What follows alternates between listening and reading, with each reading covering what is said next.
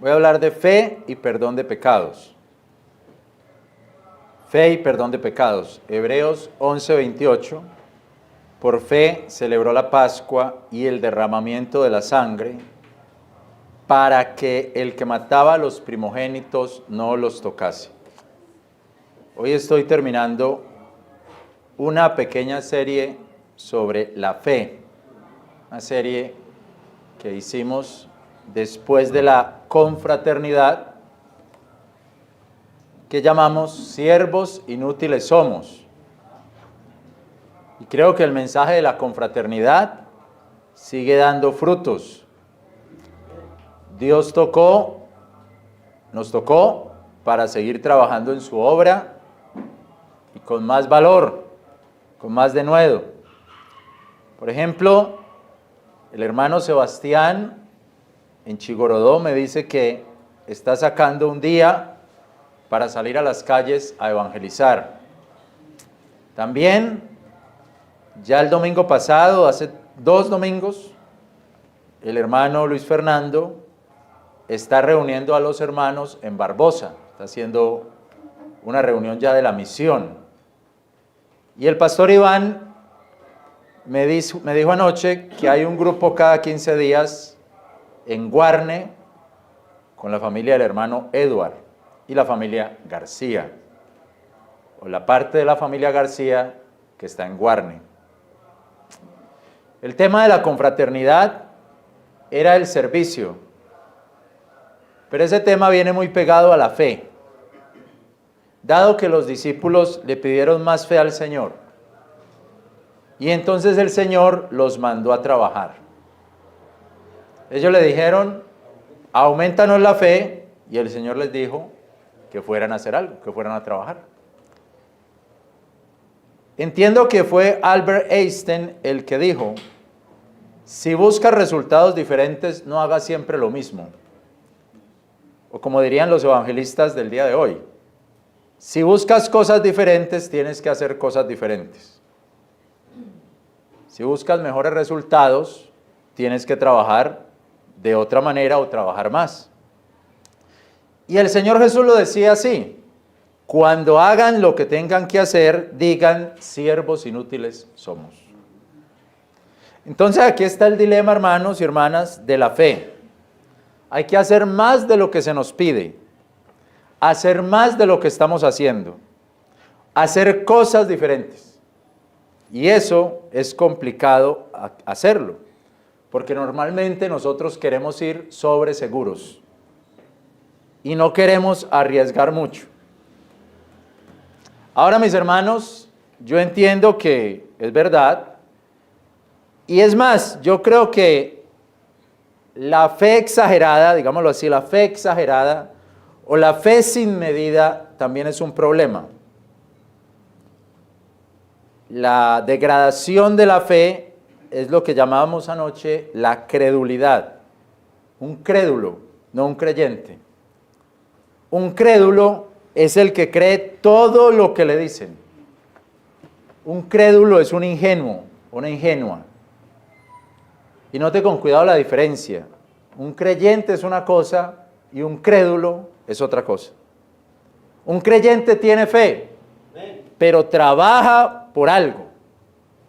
Un crédulo solo quiere que las cosas le aparezcan de la nada. Por ejemplo, mis hermanos, yo conocí a un hombre muy crédulo, pero poco creyente. Ese hombre trabajaba con máquinas de coser, confecciones, y hablaba con él una vez hace muchos años, y él me contaba que se traía un gran negocio entre manos, varios millones de pesos, que ya estaba todo listo y que con eso iba a pagar todas las deudas que tenía. Después hablé con él la segunda vez y me contó que se le dañó el negocio. Además que el hijo se le robó una plata y que ya tenía problemas con la esposa. Volví a hablar con él un tiempo después, la tercera vez, y le pregunté por el negocio, por la mujer y por el hijo. Y me decía, lo que mi hijo hizo fue por ignorancia. Ya eso está solucionado. A mi esposa también la estaban calentando el oído, aunque eso debería decirlo de otra manera, está muy feo decirlo así. Pero bueno, le estaban calentando el oído por otro lado. Y ya se me viene un mejor negocio todavía. Mejor que el primero y voy a ganar más. Después volví a hablar con él la cuarta vez, digámoslo así. Y le pregunté otra vez por el negocio, por sus cuentas, todo eso. Y me decía, más o menos, porque hace tiempo pues que hablé con él, más o menos me decía, lo del negocio, el del negocio salió con puras excusas. Y eso que ya había invertido. Ya la mujer se fue de la casa. Y el problema con el hijo es que está en las drogas. Entonces yo pensaba, hermano, en estos días y en ese tiempo, este hombre vive de engaño en engaño. Vive engañado. Es un crédulo, no es un creyente, es un crédulo. Que todo lo que le dicen se lo cree y así está perdiendo su dinero, pero lo más grave, su matrimonio y su familia. La estrategia de engañar a las personas crédulas que están sin trabajo es prometerles el cielo y la tierra. Yo me sorprendo, hermanos, al ver tanta astucia aprovechándose del necesitado. Llaman al desempleado el viernes por la tarde y le dicen, lo estamos buscando con urgencia para que empiece a trabajar el lunes en tal empresa. Lo vamos a ubicar en tal parte, le dicen el nombre de la empresa, y el salario es 4,5 millones. Necesitamos, por favor, que nos envíe inmediatamente su hoja de vida, la constancia de la EPS, fotocopia de la cédula, la tarjeta profesional, pero debe de hacer un seminario online. El seminario le vale 500,000 pesos. El desempleado urgido dice, yo no tengo el seminario, no lo he hecho.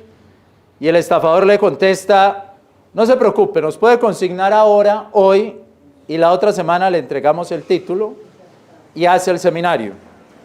El pobre crédulo paga el seminario y ya no lo vuelven a llamar. Ese es un crédulo, ese no es un creyente. Está esperando que las cosas le caigan así de fácil. Un crédulo va y presta plata y vende la casa y vende el carro y no calcula los gastos porque va a hacer una inversión que le dijeron unos vivos que se le iba a triplicar el valor de la casa y el valor del carro y todo eso. Y el crédulo, como el rey que va a salir a la guerra sin calcular los gastos, sale a la guerra. Lucas 14:31.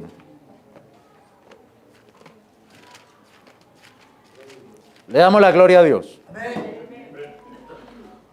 ¿O cuál rey, habiendo de ir a hacer guerra contra otro rey, sentándose primero, no consulta si puede salir al encuentro con 10,000 al que viene contra él con 20,000? Amén. Hay que calcular. Ahora, se sale a la guerra con fe, pero se trabaja por eso.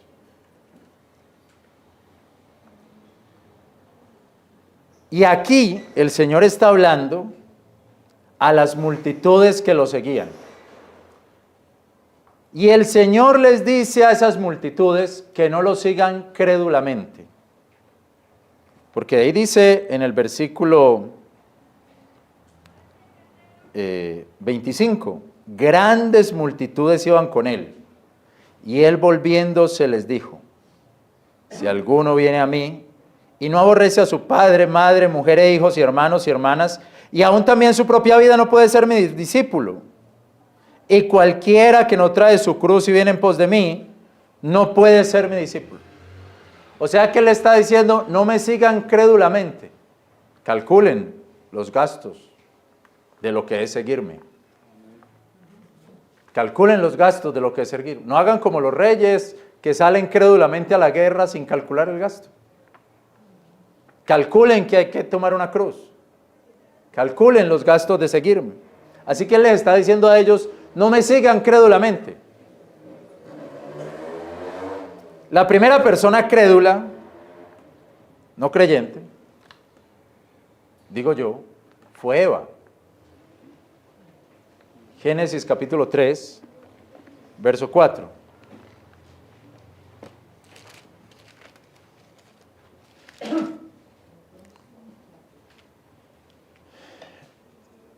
Génesis capítulo 3, verso 4.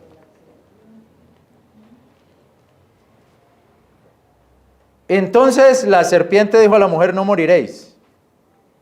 Mas sabe Dios que en el día que comiereis de él, serán abiertos vuestros ojos y seréis como dioses, sabiendo el bien y el mal. Y vio la mujer que el árbol era bueno para comer y que era deseable a sus ojos, y árbol de codicia para entender, y tomó del fruto y comió, y dio también a su marido, y comió con ella.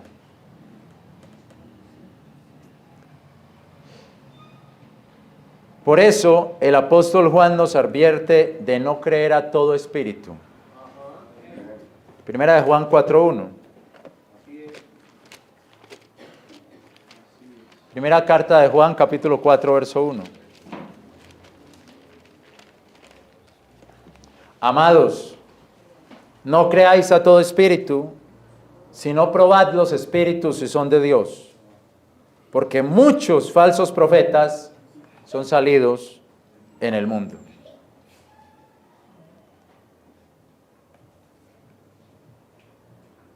Hermanos, algo que hablaba ayer con los hermanos es que me parece moralmente bajo, malísimo, casi un delito, que estos falsos profetas y estas falsas profetas estén hablando y dando promesas a los oídos de jóvenes adolescentes, muchachos y muchachas crédulos que creen todo lo que se les diga.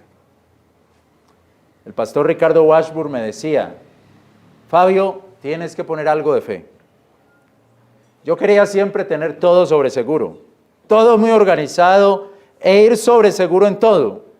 Pero Washburn me decía: hay que ponerle algo de fe. Trabaja, pero ponle algo de fe. Yo le decía: pastor, no puedo hacer tal cosa porque ese día estoy muy ocupado y estoy en esto, en esto, en esto, en esto, entonces no vamos a poder. Y él me decía: sí puedes, ponle algo de fe. Pastor, no podemos comprar eso porque vale 100 pesos y apenas tengo 90. Y él me decía: cómpralo, hay que poner un 10% de fe. Y eso es algo que me quedó de Ricardo. La fe, aunque calcula, también trabaja. Actúa. Entonces, repito, hermanos, la fe es diferente a la credulidad. En la fe se tiene una base, en la credulidad no se tiene nada y se espera todo. Y parece que la creencia, la fe, no va en dirección de cumplir nuestros deseos, y eso hablaba ayer también con un hermano, sino que la fe va en dirección de cuidarnos, de cuidar nuestra vida. Mire que la credulidad de Eva iba en dirección de cumplir sus deseos. Ay, vio ese árbol y le gustó, lo deseó. La serpiente aprovechó por ahí. Eso es lo que usted necesita, eso es lo que usted quiere. Así, la gente que seguía a Jesús sin calcular el precio iba en pos de sus deseos también. Jesús algún día les dijo: ustedes me buscan porque yo les doy comida. Por eso es que me buscan. Trabajen, no por la comida que perece, mas por la comida que a vida eterna permanece. Pero ahora, hermanos, volvamos a Moisés y a pensar en este asunto de celebrar la Pascua.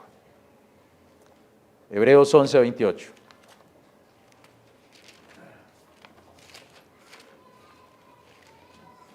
Hebreos 11:28 dice: por fe celebró la Pascua y el derramamiento de la sangre para que el que mataba a los primogénitos no los tocase. Mire que en todas las experiencias anteriores, las que vimos la semana pasada, la fe tiene que ver con el sacrificio. De Abel, de Noé, de Abraham, de Sara, todo tenía que ver con el sacrificio. No con el deseo, con el sacrificio. Mire la diferencia. La credulidad tiene que ver con el deseo. Le vamos a dar esto. Ay, sí, eso es lo que yo quiero. Póngale fe que eso le llega. Pero si usted mira Hebreos 11, esa fe tiene que ver con sacrificar algo. Con ir en contra aún de lo que todo el mundo está diciendo. Con ir en contra de lo que los demás le están diciendo que hay que hacer. Noé tuvo que esperar el tiempo. Abel sacrificó. Enoc caminó en santidad. Abraham tuvo que salir de su comodidad y Sara que aguantar un embarazo en su vejez. En todas estas prácticas de fe está el componente del sacrificio. No eran crédulos de todo lo que se les decían, sino que es personas que esperaban las promesas de Dios mientras iban actuando en lo que Dios les dijo. Así entonces, cuando Satanás le dice a Eva, van a ser abiertos tus ojos y vas a conocer muchas cosas, el bien y el mal. Eva mira el árbol, nota que el árbol es hermoso, lo codicia y pensaría, la serpiente tiene razón. Voy a creer en la serpiente. Eva no tiene fe, tiene un deseo. Es crédula, pero no es creyente. En esa credulidad no hay el componente del sacrificio. No hay fe sin sacrificio, mis hermanos. No hay fe sin entrega. No hay fe sin trabajo.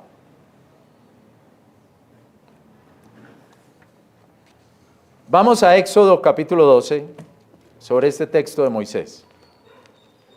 Éxodo 12 y leamos el verso 13.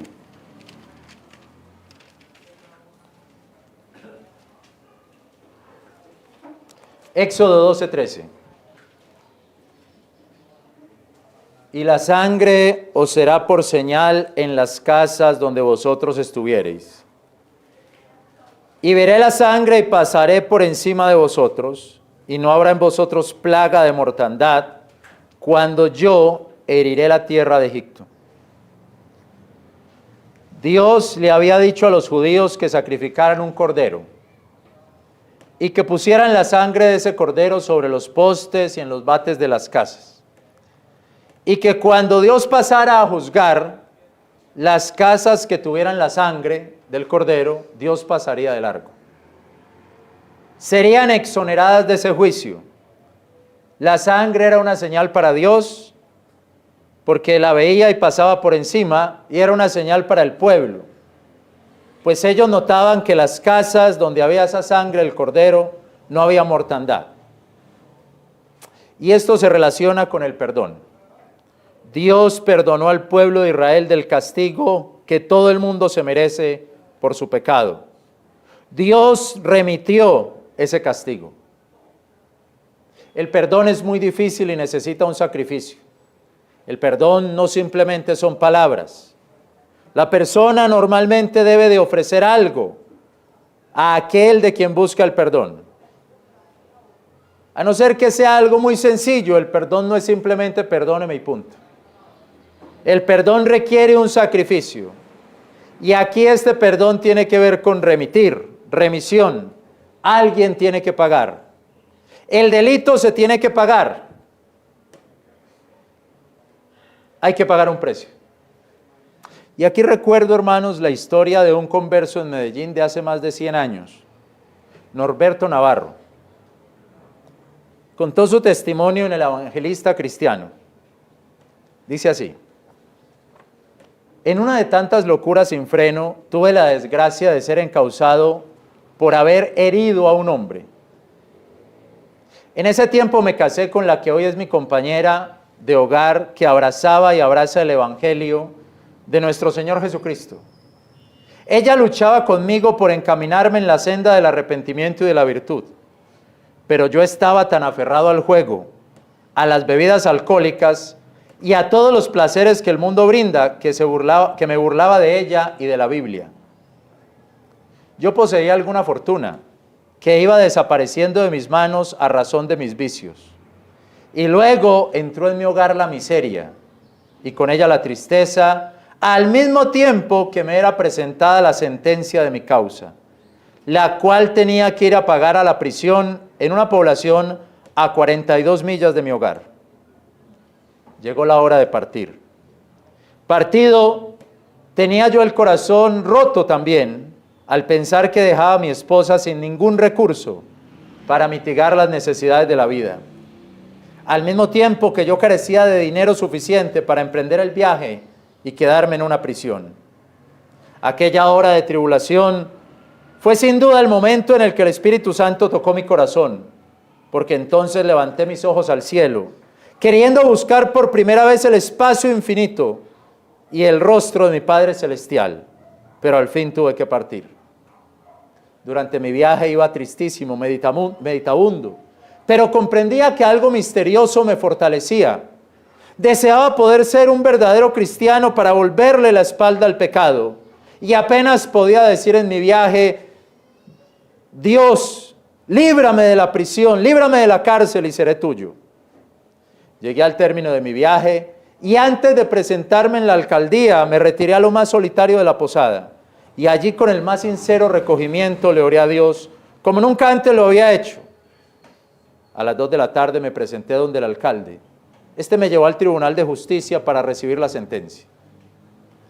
Pero ¿cuál sería mi sorpresa al oír leer al juez, en vez de mi sentencia de condenación, el pasaporte de mi libertad, diciéndome luego que uno de mis amigos protectores ya había arreglado con la autoridad principal pagar el dinero de mi causa?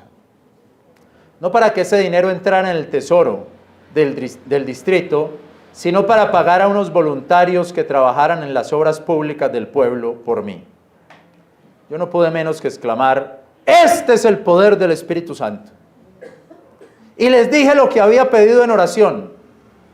Salí de la alcaldía para buscar a mis amigos protectores y darle las gracias y despedirme de ellos, y a pesar de que me insistían que me quedara, yo emprendí viaje en esa misma hora porque tenía el deseo de orar, de dar gracias a Dios, y quería hacerlo en un bosque solitario, donde nadie me viera, porque yo creía que allí estaba más cerca de Dios. Norberto Navarro, Medellín, 1913. Quiero decir, hermanos, alguien tuvo que pagar. Amén. Alguien tuvo que pagar. Si hay una condena, alguien tiene que pagarla.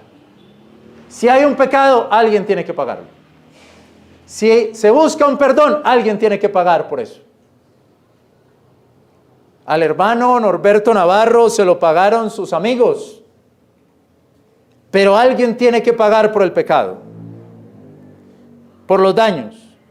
Cuando en una empresa se comete algún error y eso genera pérdida de mucho dinero, los empleados se preguntan: ¿y quién es el responsable?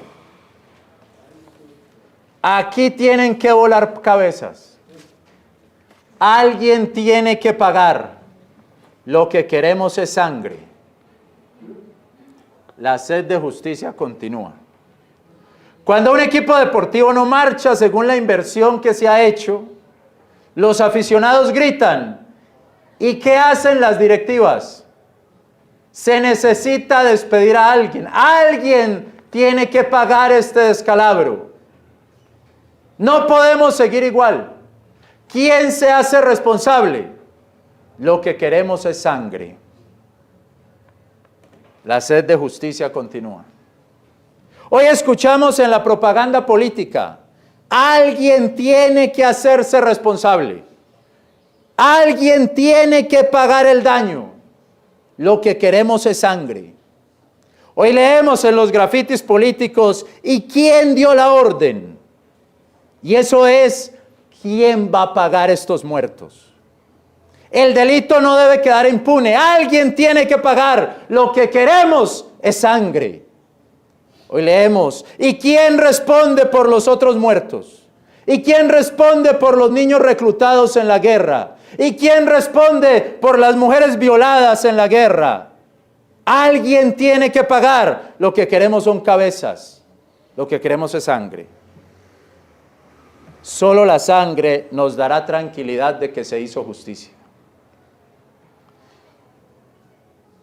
Y note usted que, hermanos, que cuando despiden a la persona o la meten presa, aunque no haya sido el directo responsable, la gente se calma. Amén. Aunque no haya sido el directo responsable. Aunque en la cadena de responsabilidades el de arriba ni se dio cuenta, la gente se calma. Porque querían sangre. Porque querían un muerto. Porque querían un preso. Porque querían un culpable. Cuando despiden al directivo, cuando despiden a las personas de los altos rangos, la gente queda tranquila. Alguien tiene que pagar. Cuando los franceses mataron después de la Revolución Francesa a Luis XVI en la guillotina y le cortaron la cabeza, miles de personas fueron en procesión a ver la guillotinada, se llamará, de Luis XVI. Miles de personas siguieron en procesión a ese rey que de seguro no era el único culpable de todos los males que aquejaban a Francia, pero era el representante del poder y alguien tenía que pagar. Francia quería la cabeza de Luis XVI. Francia quería sangre. Después de que le cortaron la cabeza y el verdugo la mostró a la multitud, la gente salió en silencio para sus casas. Ya no sabían qué sentimiento había, pero por lo menos estaban tranquilos. Sentían que era justo que alguien muriera. Y yo creo que ahora entendemos Hebreos 9:22. Sin derramamiento de sangre no hay remisión de pecados. Amén. Sin derramamiento de sangre no hay remisión de pecados. ¿Quién es el responsable entonces? ¿Quién responde? ¿A quién se le imputa el delito? Un filósofo francés, Paul Ricoeur, decía: solo puede haber perdón donde se puede acusar a alguien, donde se puede suponer que alguien es culpable. La imputabilidad es la capacidad en virtud de la cual ciertas acciones pueden cargarse a la cuenta de alguien. Así ese alguien se hace responsable. Y así todos somos culpables de algo. Pues siempre que el hombre diga, yo me hago responsable de eso, es porque el hombre es culpable. Siempre que el hombre diga, pues eso es responsabilidad mía, es porque en él hay una culpabilidad de algo. ¿Quién aquí diría, yo no me hago responsable de nada? Ninguno puede decir eso. Todos aquí presentes tenemos que decir, yo soy responsable de eso. Yo me hago responsable de eso. Y al decir eso, lo que está mostrando es que alguna culpabilidad tiene. Es culpable de algo. Todo eso, hermano, lo que quiere decir es, cuando Dios le dice a Moisés que hiciera eso, que las familias mataran un cordero y pusieran la sangre en los postes y en los bates de la puerta, para que cuando pasara el ángel vengador no entrara a esas casas, Moisés lo hacía por fe. Lo tenía que hacer. No sé si lo entendía totalmente, si lo comprendía totalmente, pero sabía que había que derramar sangre para remisión de pecados. El perdón de pecados lo entendemos hoy por la fe. Amén. Porque alguien tuvo que actuar y alguien tuvo que hacerse responsable, porque era necesario el derramamiento de sangre y era necesaria la responsabilidad de alguien. El mundo se hacía responsable y Dios clamaba por justicia. Por eso Lucas 24:46 dice, Lucas 24:46.